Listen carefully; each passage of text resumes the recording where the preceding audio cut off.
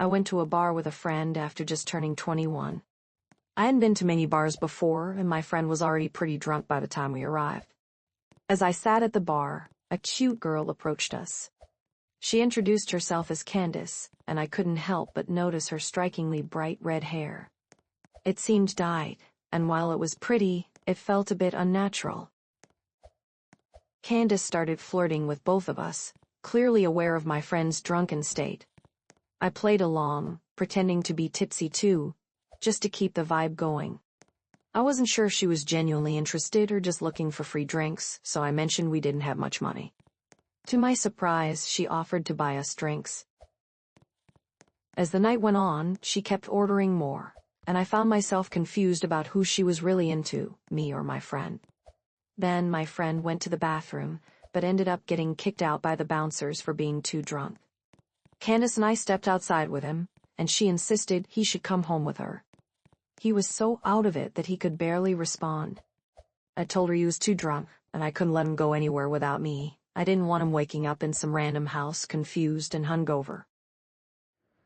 Candice kept pushing, saying she would take care of him, but I stood my ground. The only way he was going anywhere was if I tagged along. I figured she thought I was just jealous or trying to cock block, but my friend had already lost interest in her. Suddenly, she switched gears, flirting with me and suggesting we get a taxi for my friend while we went to her place alone. I was buzzed and feeling adventurous. I agreed. We got my friend a taxi, and then I walked with Candice to her car. I stumbled a bit, and she smiled, holding onto my arm. "Wow, you're pretty drunk, huh?" she said. I admitted I was, but something felt off. Everything was moving too smoothly, and it made me anxious. Once in her car, she suggested we stop at a liquor store for more drinks. I didn't want to drink more. I was already buzzed and wanted to keep my wits about me. But not wanting to seem lame, I asked her to grab me a pint with some apple juice to chase it. She returned with a fifth of liquor instead. We passed the bottle back and forth, but she only took tiny sips. I pretended to drink by spitting the liquor into the apple juice bottle, which I tossed out the window when she wasn't looking. I didn't want her to know I was acting drunker than I really was. During the ride, I called her the wrong name a couple of times, trying to gauge her reaction, but she didn't correct me. We arrived at her house, and I pretended to trip as we walked in. She helped me inside, and I noticed she locked the door behind us.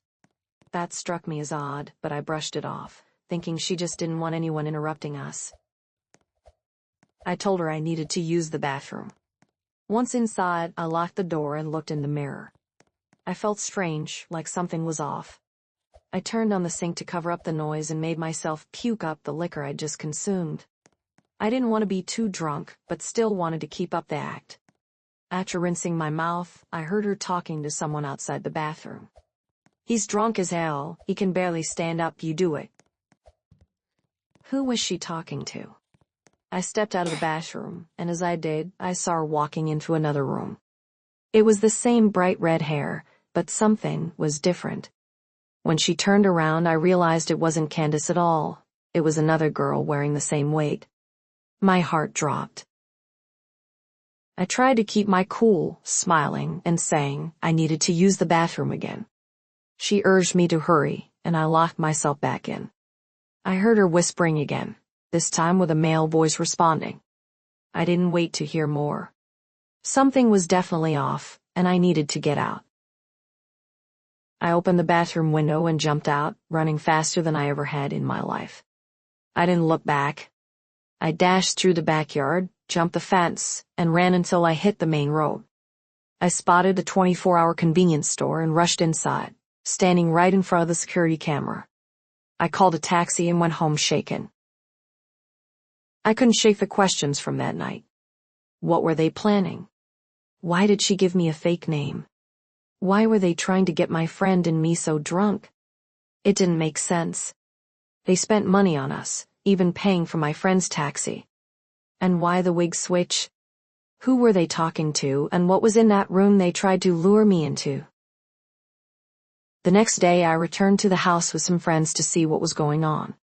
To my surprise, it was empty. No cars, no people, just an abandoned summer rental. Whoever those people were, they had broken in for just one night and never came back.